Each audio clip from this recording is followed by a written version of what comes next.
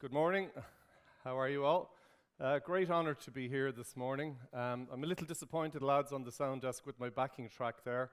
We did a little sound check yesterday and I got up and they played I Am Titanium. Now, if you don't get that, you haven't read the program notes, okay? A great honour to be here, great speakers, and like us all, I'm sure we're all excited to see what Chris Hadfield has to say. Personally, I'm not so sure what all the fuss is about. I mean, it can't be rocket science, can it? Now, I'm generally introduced as a motivational speaker.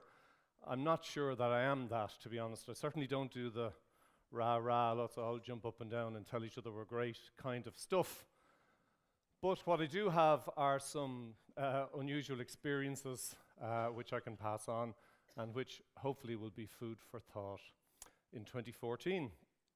And 2014, here already, a time for New Year resolutions, new plans, self-empowerment, the all-time great year. This is going to be it. But, echoing what Jack said, there's 350 days to Christmas. 350 days, that's it. It's not a whole lot of time if we're going to make this life-changing change in our life.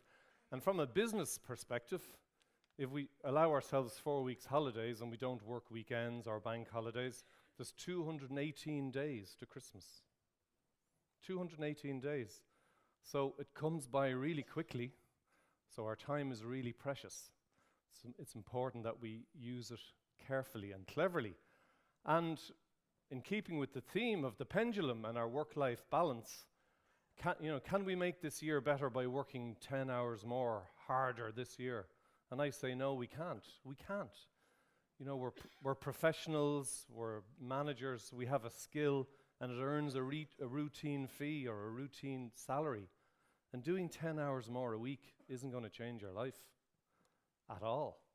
It may break down your family, it may break down your health. It's not going to change your life. But 1 hour a week spent more cleverly on the right things, such as a little bit of business development, a little bit of extra time with your clients, asking them to recommend you to someone else, that can make a huge difference in the year. And I'll return to that topic. So, briefly, to some extent, my own history. I'm from Bray. It's a sun-drenched tourist resort on the east coast, you may know it. And I had a very happy and normal upbringing in a semi-D house in Bray. My dad is a retired teacher and my late mother was way ahead of her time. 35 years she worked in a small auctioneer's on the main street in Bray called Southern Estates while she reared her family and ran Bray Old Folks and did all of these other things. And I'm a very, very average intelligence, I promise you, and very below average maths as well. And when I did my leaving cert, aged a youngish 17, I did, as expected, a very average leaving cert and below average maths. Sort of fulfilled all the expectations. And I didn't really know what to do, but one day I had been offered some kind of low-level college courses, but I saw an ad in the Indo, trainee surveyor stroke auctioneers, Hamilton Osborne King, you'll remember that name. And I applied and I got the job. And it was the real apprenticeship system. Year one was spent in the basement with no natural light, all day printing brochures and sticking photos and letraset. Real apprenticeship. If you made the grade after a year, and not everyone did, you were promoted to the ground floor where there were trickles of natural light. And you were now promoted to the office delivery boy. And I spent a year cycling around the city at full speed, deadlines to the Irish Independent and the newspapers and all of that. But you were being introduced to property, which took a bit of a kicking, apparently, just when I went out early for the coffee break, but more of that later, perhaps. I went from the office bike situation. You were slowly introduced to inspecting properties, measuring the odd property, placing classified ads, taking inquiries. And over the next few early years, I was kind of floating along and making reasonable progress into the early days of my career. And then it all changed fairly dramatically on the 11th of December 1982 when I woke up in the Burns Hospital about a mile upriver beside Houston Station where the HSE headquarters are now, used to be called Stephen's Hospital. And I had been in a very bad car crash, and I had been badly burned. And we'll skip over the details, but I found myself, to put it in context, surrounded by the survivors of the Stardust, if that puts it in a time context for you. So a few months later, after a few difficult months, I had to lose my legs in order to survive. That was the choice. And that was the decision that was made. And from that point on, you're getting better. You're putting on weight and recovering to an extent.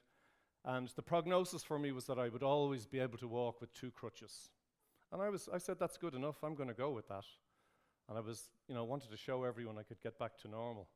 And I wanted to show my parents I could, for them, get back to normal as quickly as I could.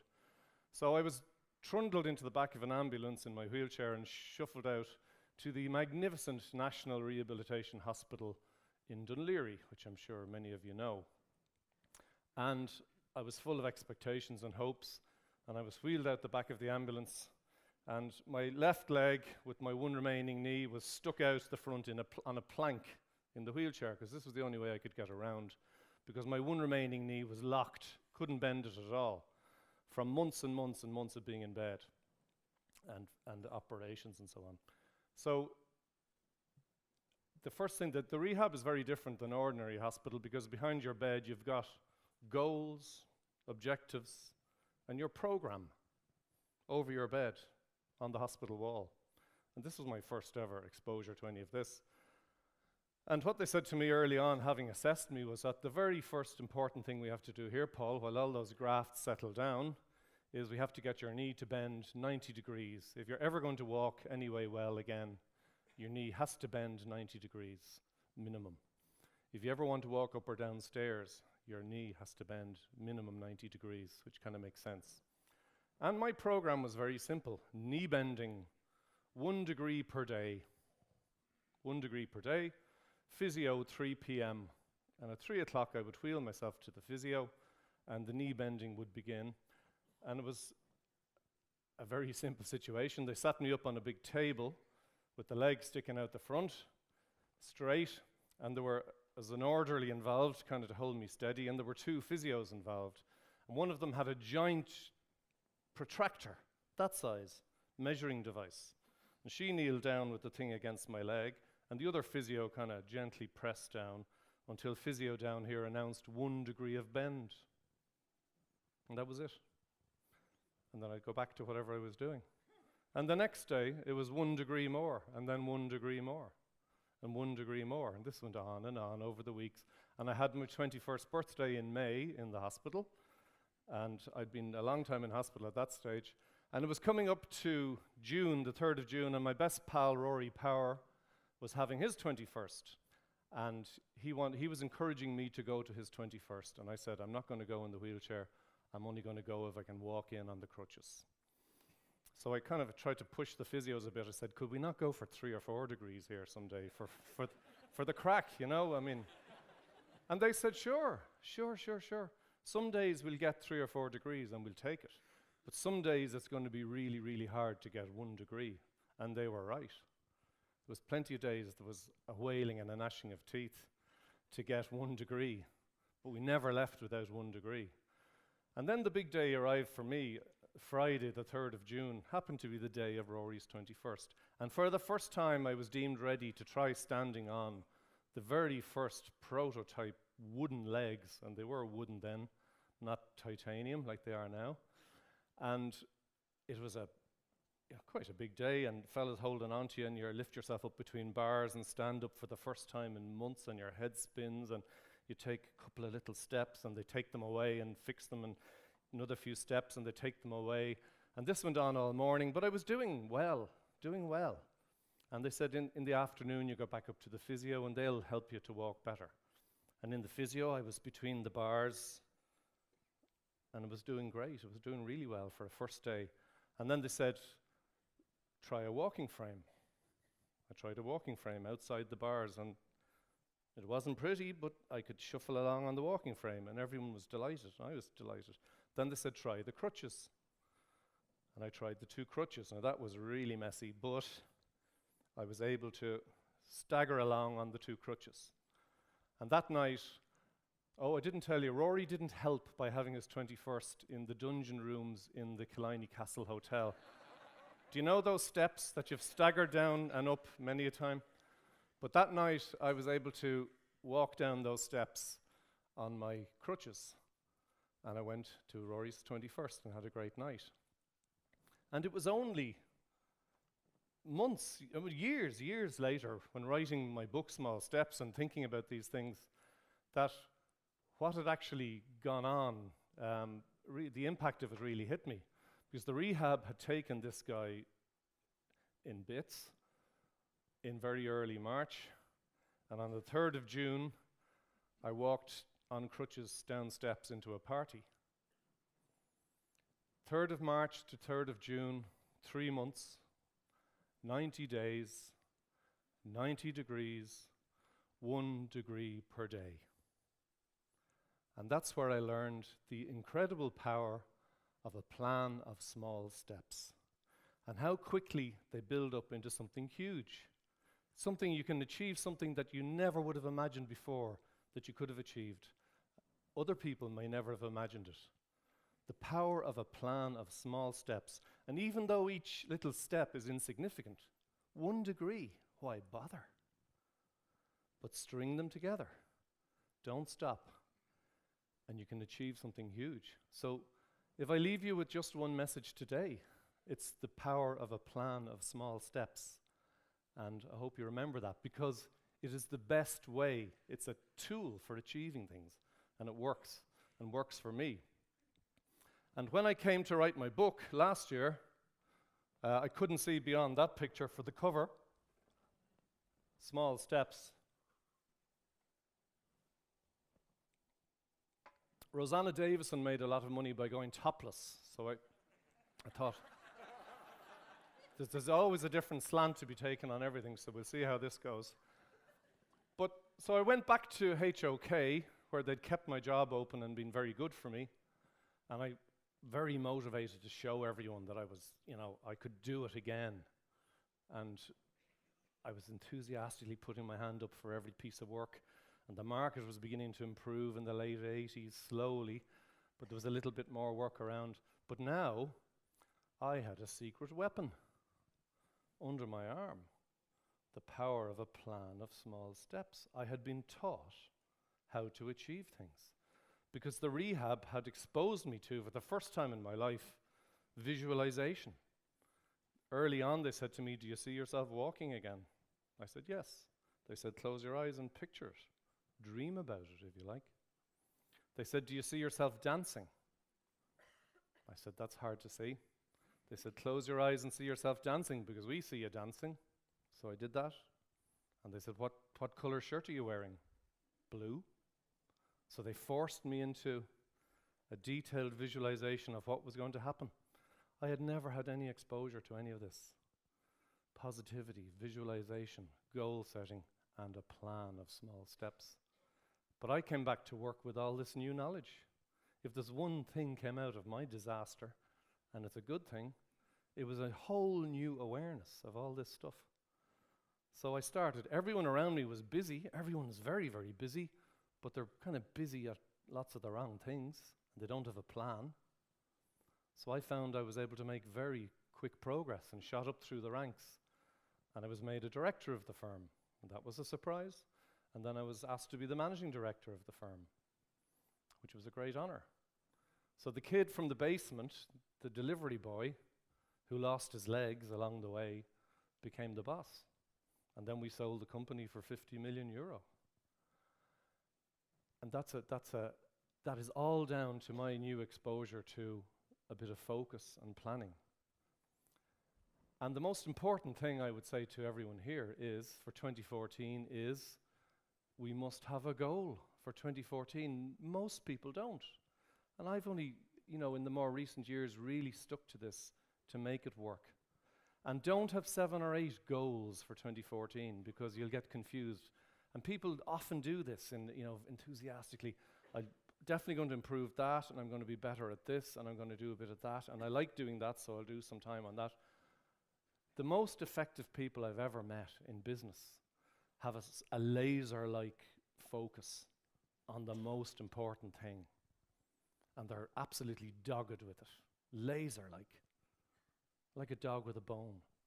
And that's what we need to be. So what, for 2014, what's the game changer for you?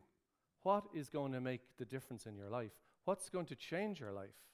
Forget the 7 or 8 other things which are all admirable. Pick that. You may know what it is already.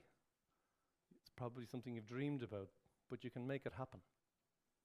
So that's the power of a plan of small steps, and we should and must have a goal.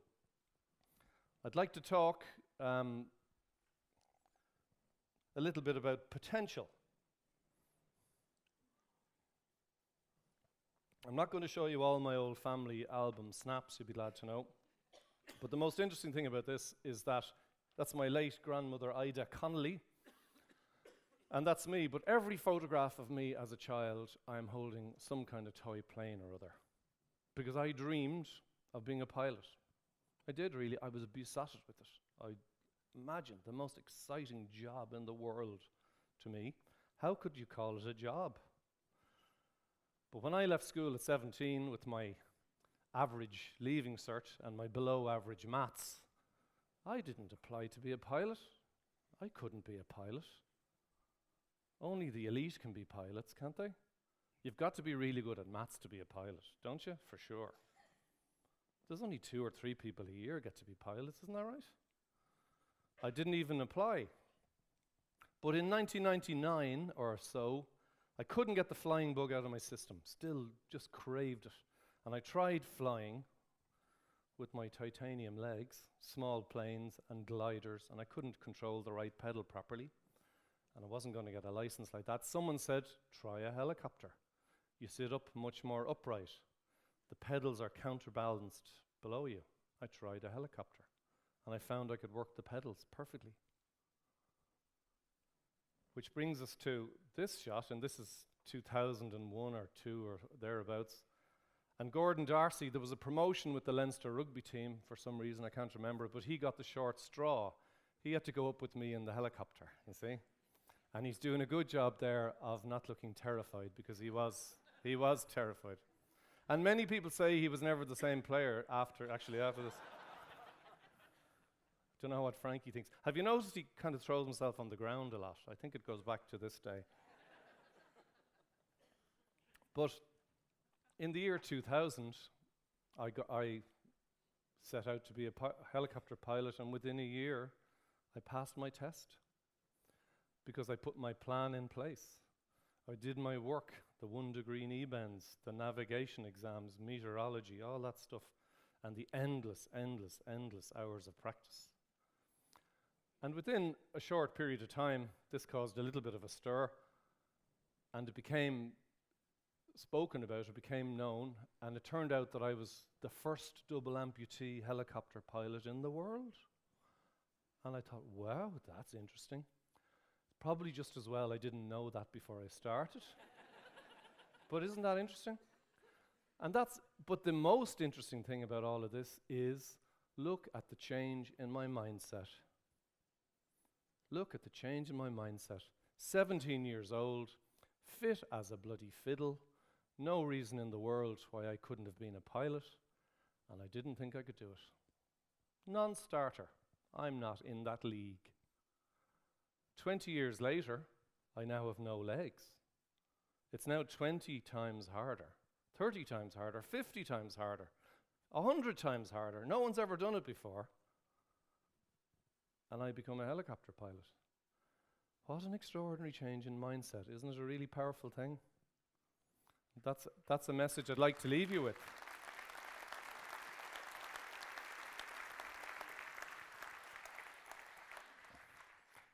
Thank you very much. The last couple of things I want to say, very briefly, I work a lot on customer service, which is a passion of mine. And I've come up with a system which is working very well with larger companies. It is very hard to get the message out there. And my business tip for 2014 is that customer service is absolutely the biggest opportunity in Ireland. It is staring us in the face. There are whole generation, 2 generations, don't know how to do it or teach it. And in every sector I look at, is there anyone outstanding that everyone says, oh, they provide the best service? No. It's the biggest opportunity. And I think technology has gone beyond where the consumer wants it to go. Do you really want in your bank all those machines and things? Do you really want any more passwords in your life? Do you really want any more of those machines in the checkout, the supermarket, battling with them? All people want is friendly interaction, friendly personal interaction. And consumers will make, after all the effort you get in bringing your product and service to market, consumers will make their decision based on who was nicest on the phone. It's extraordinary. It's as simple as that. And business doesn't get that. There's one little division in most companies, maybe called HR, and they kind of get it. They do get it. But it's really hard to get everyone to take it on board. It's really simple, but it's really powerful. But the people we're looking for in business are the top 5% in life. And 5% of people in this room are in this category. The very, very best. Instinctively good with people. Enthusiastic, positive, can-do, hard-working, always succeed. People love working with them. They just bring people with them. They're fantastic people. My mother was one in the auctioneers. You walked into that office, you got this beautiful smile, the best dressed person, remembered everyone's name, totally on top of her job, ran the whole office. Because the auctioneers was next to the credit union, if you were late bringing your 20 quid a week into the credit union, you could leave it into Pauline McNeive and she'd do it in her lunch hour for you. St. Patrick's School was the other side of the auctioneers, so if you were late to collect your kids could come in and stay with her, and she'd... The Bank of Ireland down the road, she gave styling lessons to all the staff once a month, because they just loved the way she dressed. Do you know some of these people? Do you know the type of person? They're not doing a job. She never worked a day in her life. And I call them canaries. Canaries. These are the gems, right? Canaries. And I call them canaries because they're very rare. You see very few canaries in the wild, but they're bright and they're colorful and they're always moving and they sing and they make us happy. And you want to be served by them and you want to work with them. Canaries, they're gems. I'm not a canary. Most of us are robins. I think about 80% of us are robins. And we all like robins. I call them robins. They're robins. You see loads of robins in the wild. It's most of us. And we like robins, but they're brown. But when a robin turns around and faces you and sings, wow, look at that. That's nearly as good as a canary, isn't it? And that's what I say when I'm teaching customer service or teaching anyone in life stuff. Us robins, we need to be turning around, give your best display of personality and enthusiasm and color and sing at every opportunity, every contact with customers, clients, your family, your friends. This is bring your personality and color to it.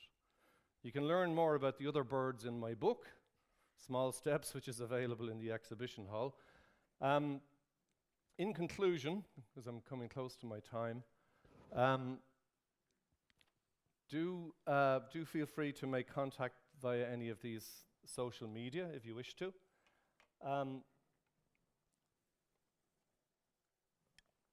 My conclusion for 2014 is, my challenge to you all is to become canaries. I want you all to behave as canaries as much as possible. Or on your worst day, a robin given at their very best. It will make a huge difference. And that language of canaries and robins can permeate out in a company and become the language of the company. And people remember it and understand it because it's simple and colorful. So my challenge to you all is to become canaries. In 2014, remember the plan, the power of a plan of small steps. Because if you have a plan, and if you have your dream, and you find that inner potential that we don't know is there, because we've never really had to look for it, there's lots of potential there. Combine our plan with our potential. Do the work, that's the 1 degree knee bends, then you can achieve anything. Thank you very much. Thank you.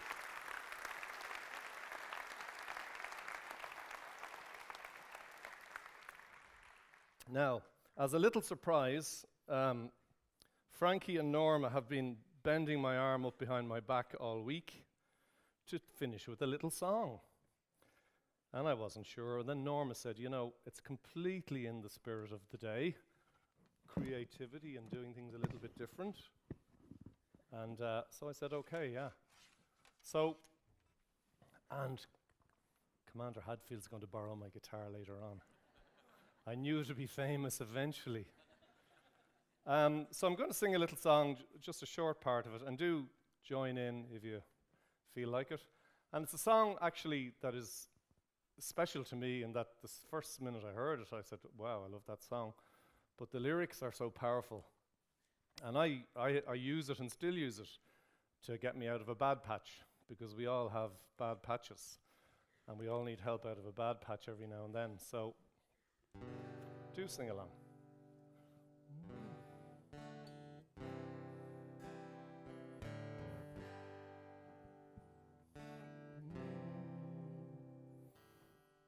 The higher you build your barriers,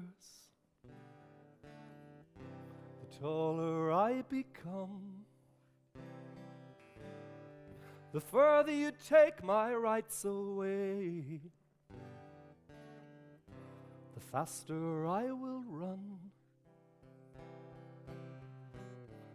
You can deny me, you can decide to turn your face away. No matter, 'cause there's something inside so strong. I know that I can make it, though you're doing me wrong, so wrong. You thought that my pride was gone. Oh no, there's something inside so strong.